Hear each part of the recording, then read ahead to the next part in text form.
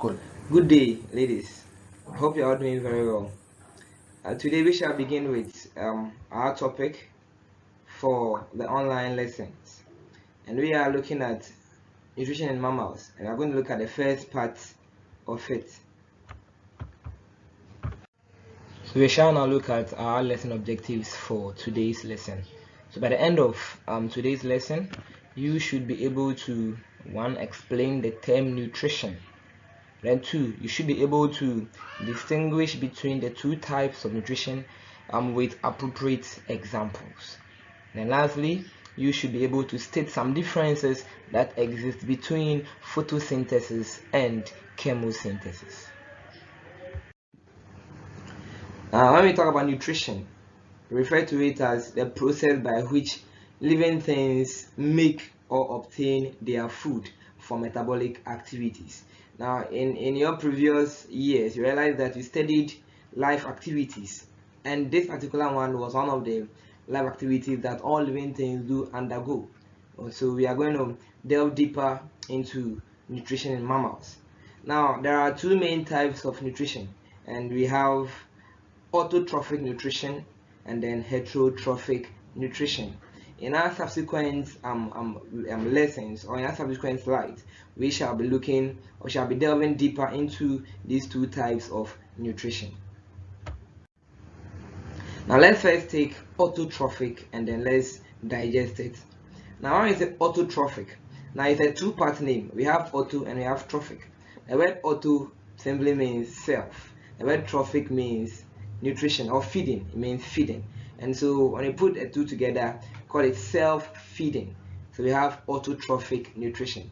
And so, like the name suggested, self-feeding is a process by which green plants and also some protists and some bacteria make use of sunlight or chemical energy to manufacture their own organic food from inorganic materials. And so we can also refer to this as holophytic nutrition. You may also define this as the process whereby living things make their own food. Now, there are two types of autotrophic nutrition, or there are two types of self-feeding, and these include photosynthesis and then we have chemosynthesis. Now, you have to note that autotrophs are the organisms that undergo autotrophic feeding, and so they are the organisms that are able to manufacture or produce or make their own food from organic food substances using simple inorganic materials such as carbon, etc. Now, autotrophs may include green plants, may include algae, and of course some bacteria. Now let's look at photosynthesis. Now from JHS, you studied this, and there is not any new word to you. So we are just building upon what you studied in JHS. Now, photosynthesis refers to the process whereby green plants, mainly green plants, manufacture or synthesize organic food materials from inorganic substances using light energy. And the word photosynthesis is a two-part name. The word photo means light, and the word synthesis means production or to produce or to make. So putting the two together, we are saying that it refers to the process whereby living things make their own organic food from inorganic substances using light energy. That's the key word you have to note over there. Now, you have to know that phototrophs are the organisms that use light energy to synthesize or to make their own food. And so, you note in the exam they ask you, what are phototrophs? So phototrophs are the organisms that undergo photosynthesis. That is, they are the ones that are able to utilize or make use of light energy to synthesize their food from inorganic substances such as carbon dioxide and then water. Yeah, so here is an image indicating how photosynthesis do occur. As you can see, you realize that the raw materials, you can see there we have water, we have carbon dioxide, and then you see the plant trapping sunlight to use as its energy and then giving off oxygen as its byproduct. The carbohydrates or the food material being produced is in the leaf, so that one you can't see. So this is a typical example of photosynthesis. Now, phototrophs may include all green plants. Of course, we have some algae such as Thalagera and then the Chlamydomonas. Also, we can have photosynthetic bacteria such as the cyanobacteria. These are some examples of photosynthetic organisms, or the phototrophs. So on your screens now is the Spirogyra. You see how green it looks. This tells you that it has some chlorophyll, and this enables it to undergo photosynthesis. And because of the chlorophyll, it can trap sunlight and then manufacture its own organic materials. So there is Spirogyra in your shots, and then it's another example of a phototroph. Now you must also note that photosynthetic bacteria is able to trap light energy using pigments called bacterial chlorophyll, and this is the pigment that they are able to use to trap sunlight so as enable them to produce their own food. Remember that for the green plant they use what we call the chlorophyll. For the bacteria, or the photosynthetic bacteria, they use bacterial chlorophyll to trap the sunlight so as to help them manufacture their own organic food substances. Now there are two different forms of bacterial chlorophylls, and then one looks green and the other looks purple. Let us now look at chemosynthesis. Now it refers to the process whereby organisms synthesize or make organic food substances from inorganic sources using chemical energy. Now the key word here is using chemical energy. So that's the difference between photosynthesis and chemosynthesis. So here we are using chemical energy, whereas for the photosynthesis we are using light energy. Now organisms that are able to utilize chemical energy from oxidation of compounds to manufacture their own food are called chemotrophs. They are called chemotrophs. So get a difference. So you know what is a chemotroph, and you know what is a phototroph. So get a difference between the two of them.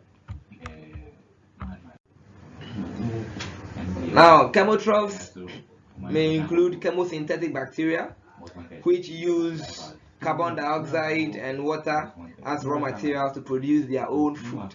Now, chemotrophs get their chemical energy from the oxidation of certain organic materials such as hydrogen sulfide, ammonia, methane, iron, etc. So let's note this. So this is how the chemotrophs are able to get the energy they use in synthesizing their own organic food substances from inorganic materials. So there we go, having a typical image showing how chemosynthesis do occur. So in your shots you can see hydrogen sulfide, carbon dioxide, and then water, and these are the raw materials that are needed for chemosynthesis. You could see just beneath the image the balanced chemical equation for chemosynthesis, so you can abreast yourself with that as we move on with our lesson. And now look at some differences between photosynthesis and then chemosynthesis.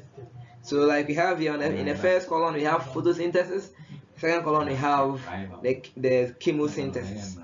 And the first difference is that for photosynthesis it uses light energy. It uses light energy, as the name suggests. It uses light energy because photo means light. Then for chemosynthesis, it uses chemical energy.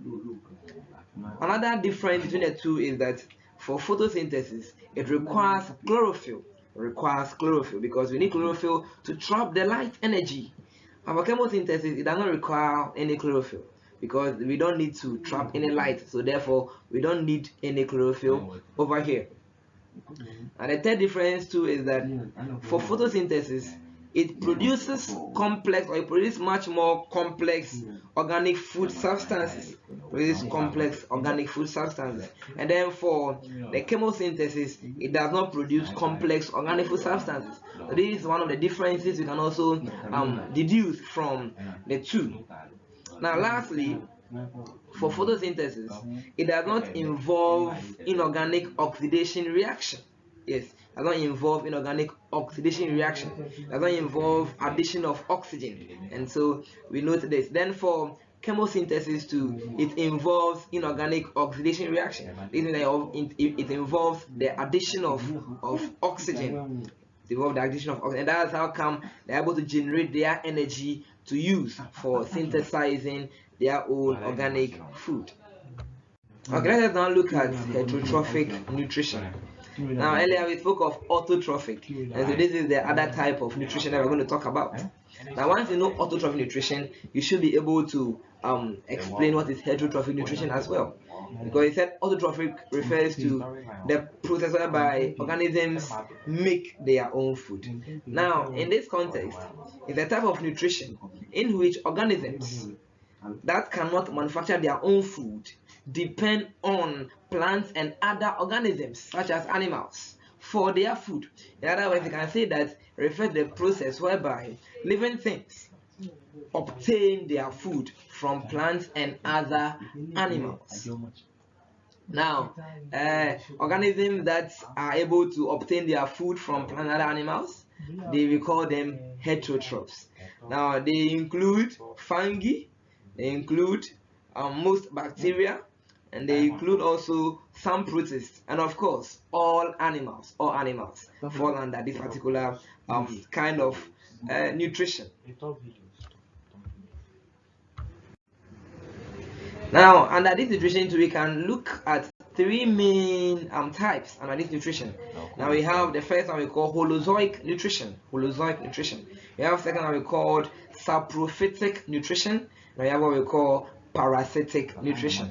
Now when we take holozoic nutrition, and it refers to the process whereby living things obtain their food and then ingest the food for the food to undergo digestion within their body. So this one means that the organisms undergo internal digestion. They ingest the food and the food undergoes what? Internal digestion. Now when we pick the holozoics, we can talk about all animals. All animals undergo holozoic nutrition, and of course some protists like the amoeba. The amoeba is one of them. You can think of the paramecium, another one, and then some other examples. So these are the examples of the holozoic feeders. Now let's look at saprophytic nutrition. Now for these ones, they are also not able to produce their own food, and of course they also don't ingest food. What happens is that they are able to release enzymes onto the food outside their body. After digestion of the food by the enzymes outside their body, then they absorb the food back into their system. So what happens is that they don't undergo internal digestion, but they undergo what? External digestion. In other words, you can say they undergo extracellular digestion because they don't digest the food within their body. Now examples of saprophytes or saprophytic feeders as you can think of all the fungi like mushroom, like puffballs, and so on and so forth. They are saprophytic feeders, or they are saprophytes. So let's take note of that one. Then let's look at parasitic nutrition.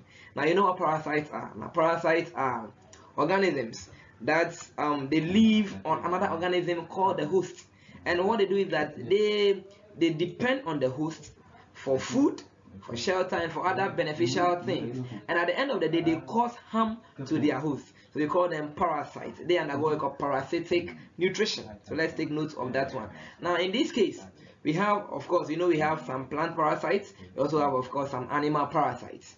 So for the plant parasites, you can talk about dodder or mistletoe. These are examples of plant parasites. Now they live on other plants, even though they also undergo photosynthesis, but they also derive nutrients from their plant host, at the end of the day causing harm to the host.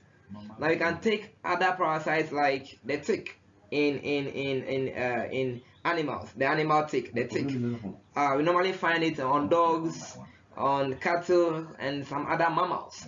The tick stays on the body of the cattle or the host, and then sucks its blood, derives a nutrient from the host, and then at the end of the day causes harm to the host. And that's a parasitic kind of nutrition. Can I even speak of the tapeworm, that is inside the intestines of some mammals. The tapeworm is there, it is depending on the mammal for its shelter, for food, and they're causing harm to the host. And so these are some examples of organisms that undergo parasitic kind of feeding. So in your shot now, you can see the various types of heterotrophic nutrition that we spoke of. If you take the first one that you can see cattle, and then they are feeding. This is holozoic nutrition. If you come here too, you can see an amoeba that is engulfing its food, and this is what we call another holozoic nutrition. Now when you come down here, that is down left corner, we can see mushroom or some fungi that are also undergoing saprophytism or saprophytic nutrition. That's what you can see here. Now in our shot over here, that is down left corner over here, we can see parasitism. Now the lines you see here, these organisms you see here are parasites, and what you can see in your shot is a parasite or a worm that is inside the intestines of somebody. It could be your intestines, who knows. So this is what we call parasitism. So we have tapeworm here in the intestines of someone or a person. So this is the various kinds of heterotrophic nutrition that we spoke of in the previous slide. So all too soon we have come to the end of today's lesson, and I hope you did enjoy yourself. So here are some few questions for you to take as your assignment. You are first to define the term nutrition, and then number 2, you are to distinguish between the two types of nutrition, giving 2 examples in each case. And thirdly, you are to tabulate 3 differences between photosynthesis and chemosynthesis. And lastly, you are to state 2 examples of saprotrophs, or 2 examples of organisms that undergo saprophytic nutrition. I'll see you in your next lesson. In our next lesson, we shall be looking at the part 2 of this particular lesson. We'll delve deeper and look at what is food, and then we'll proceed to look at other things that are under this topic. I'll see you in your next lesson. Bye bye.